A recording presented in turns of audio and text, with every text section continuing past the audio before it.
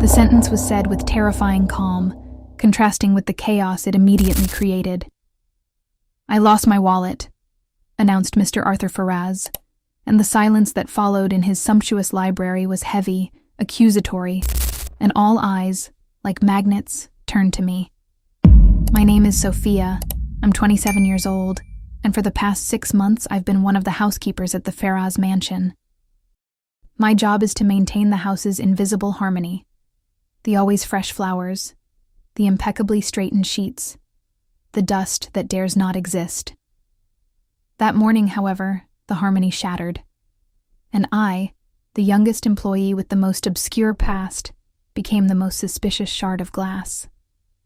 Arthur Faraz was a man living a private winter, a reclusive billionaire who, since the death of his wife Laura, a year earlier, moved around his own house like a specter. His smile was a relic, his voice a murmur.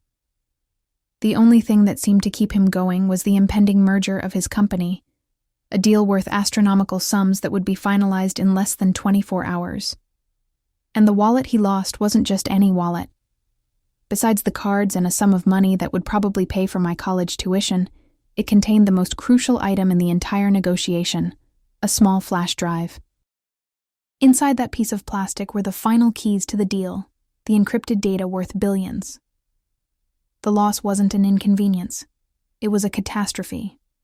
The first accusatory look came from Beatrice, Arthur's older sister, a woman with a rigid posture and a look that seemed permanently disappointed with the world.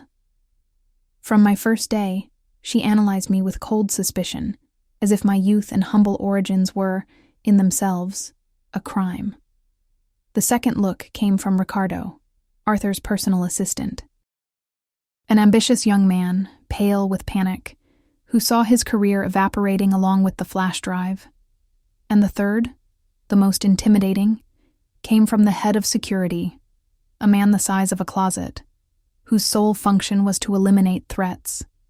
And the threat, in that moment, had my face. I was cleaning the mahogany shelves when Arthur broke the news. He'd served his coffee minutes earlier.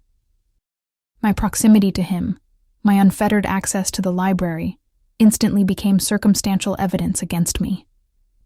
"Sophia," Beatrice said, her voice sharp and blunt. "You were the last person to be alone with my brother. Where's the wallet?" "I didn't see her, Mrs. Beatrice. I swear." My voice came out shakier than I would have liked. "We searched the library, the office, his room.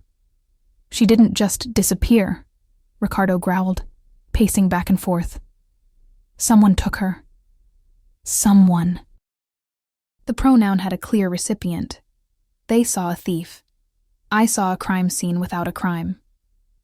What they didn't know was that behind my housekeeper uniform lay a mind that worked differently. I wasn't just working to pay the bills. I was paying for my online forensic psychology degree. In my evenings, I didn't watch soap operas. I studied criminal profiling, behavioral analysis, the art of reading between the lines of human nature.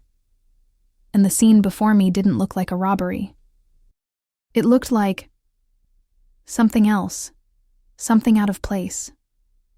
The first twist, the one that turned suspicion into outright accusation, came from Beatrice. She cornered me near the door. "You better give the wallet back now, girl. No one's going to hurt you. We just want the flash drive back. Then you'll disappear from here and we'll forget this ever happened."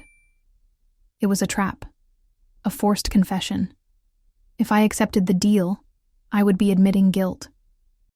If I refused, the police would be called, and my life would be over. It was at that moment that a strange calm came over me. The psychology student inside me took over. "I can't return what I didn't take, ma'am," I said, my voice now firm. "But I can help you find it. I'm asking for a chance. Before you call the police, give me an hour. An hour to try to understand what happened." Ricardo laughed, a hysterical sound. "Understand? We need the license, not a therapy session." But Arthur, who had been silent until then, lost in his own fog, looked up. There was a glimmer of curiosity on his tired face. "1 hour," he said, his voice low but definitive. Beatrice protested, but her brother's word was law. My time was running out. The security chief followed me every step of the way, a watchdog waiting for me to slip up. But I wasn't looking for an object. I was looking for a pattern, a deviation from the routine. I began to retrace Arthur's steps, not today's, but yesterday's. Where had he been? What had he done? My mind, trained to observe, began to access the files. I remembered seeing him walking through the garden in the late afternoon, something he rarely did. I remembered the coat he was wearing, a tweed blazer that wasn't in the closet today. I remembered the expression on his face. It wasn't the expression of a billionaire about to close the deal of a lifetime. It was the expression of a man lost. The truth, I suspected, lay not in what was stolen, but in what was forgotten. I left the main house and walked toward the garden. The security guard followed me suspiciously. "What are you doing out here? Do you think you buried your wallet?" I ignored him. I walked toward the old greenhouse at the back of the property. A glass and iron place, covered in ivy, it had been the sanctuary of Laura, Arthur's late wife. Since her death, the greenhouse had been abandoned. Arthur had never set foot there. It was a place of memory and pain. The door creaked as I opened it. The air inside was still, with the sweet scent of earth and dead leaves. Laura's plants, once lush, were now dried skeletons in their pots. And, on a small wooden counter, I saw it. Not the wallet, but the first piece of the puzzle. Arthur's tweed blazer, carelessly folded. My heart raced. He was here. Why? Why come to this place of pain, on the eve of his greatest professional triumph? I began searching, not for a leather object, but for an anomaly. And I found it. Amid the dead pots, a single ceramic vase held a white orchid, Laura's favorite flower. And the orchid wasn't dead. It was lush, freshly watered. Someone was keeping it alive. Beside the vase was a small book with a worn cover. Poems by Cecilia Mireles. Laura's bedside book. It was open to a page marked with a silk ribbon. The poem was motive. I knew it. I sing because the moment exists and my life is complete. Yesterday's date was discreetly circled in pencil at the top of the page. I looked at my phone. Yesterday. Laura's death anniversary. They were looking in all the wrong places. They thought Arthur's day was about the flash drive, about the merger, about the future. But his day, in fact, was about the past, about absence, about longing.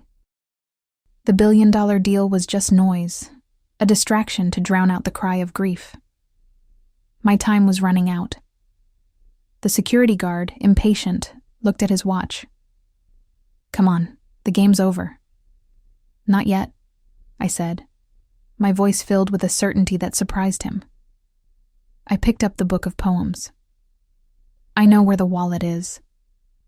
I returned to the library. Beatrice and Ricardo looked at me with disdain, waiting for my confession. Arthur looked at me with the same curiosity as before. I didn't say a word. I just walked toward Arthur. I handed him the book of poems, open to the marked page. "I'm so sorry for your loss, sir.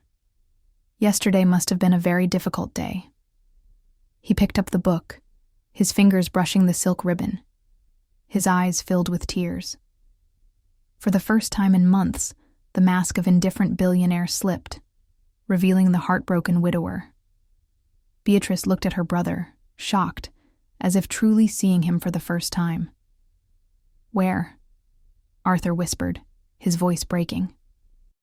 "Memory is the safest place to keep what we love," I replied, quoting a quote I read in one of my books. "You didn't lose your wallet, you kept it." So I turned and walked to a corner of the library. There stood a large, dark wooden trunk carved with leaves. It was Laura's trunk, where she kept her first edition books, her letters, her travel souvenirs. Since her death, it had remained locked, a mausoleum of memories. "It's in here," I said. Beatrice snorted. "Impossible." "The key disappeared months ago." But Arthur walked slowly toward me. He reached under his shirt collar and pulled out a thin silver chain. From it hung a small, ornate key. With trembling hands, he inserted it into the chest's lock. The click of the lock opening echoed in the silent room. He lifted the heavy lid. The scent of old paper and lavender filled the air. And inside, resting gently on a stack of leather-bound journals, was the black leather wallet. Untouched. Safe. Arthur didn't lose it through carelessness. In an act of unconscious mourning, on the anniversary of his wife's death, he took the object that symbolized his stressful future and linked it to his sacred past. He kept his professional life alongside his emotional life, in the only place he considered inviolable. The silence in the room was overwhelming. Ricardo let out a sigh of relief so loud it sounded like a scream. Beatrice was pale as a ghost, her face a mixture of shock and shame. She wasn't looking at her desk. She was looking at her brother, at the pain she, in her rigidity, had refused to see. Arthur took his wallet. Then he looked at me, and in his eyes, there was no longer the look of a boss looking at a maid. There was the look of one human being looking at another, a look of deep, overwhelming gratitude. "Forgive me, Sophia," he said, his voice breaking. Forgive me." The resolution that day didn't involve firings or shouting. It involved an awkward silence and an apology that changed the dynamics of that house forever. Beatrice apologized curtly but sincerely. Ricardo thanked me profusely. But the most significant change came from Arthur. A week later, the merger was a success. The news made the front page of every financial newspaper. But at the Faraz mansion, the real transformation was happening away from the spotlight. Arthur began to come out of his shell. He started talking to me, asking about my studies, my dreams. One afternoon, he called me into the library. There were no contracts on the table. There was a brochure from my university. "I read about your major," he said. "Forensic psychology. It's fascinating. Your observation skills, your empathy. It's a gift, Sophia. A gift that shouldn't be wasted cleaning shelves." That day, he offered me something worth more than any bonus. He offered to finance my entire education, including a master's degree abroad. And he offered me a paid internship in his company's behavioral analysis department, so I could learn hands-on. Today, months later, my life is different. I traded my housekeeper's uniform for that of an intern. I traded the duster for books and reports. Arthur is still my boss, but above all, he has become my mentor and friend. Laura's greenhouse is being restored, and he himself cares for the white orchid. On that fateful day, everyone in the mansion was searching for a lost wallet. But I, the 27-year-old housekeeper and the prime suspect, was the only one searching for the lost man. By finding the wallet, I didn't just save a billion-dollar business. I helped rescue a man from the wreckage of his own pain. And in the process, I found my own future. They thought the answer lay in money, but in the end, it lay in memory. And in having someone who, instead of judging, simply cared to understand. Did you enjoy this story? Share your thoughts in the comments below and tell us which city you're listening from. Don't forget to like the video and subscribe to our channel so we can build a community that shares inspiring stories together. Thank you so much for watching.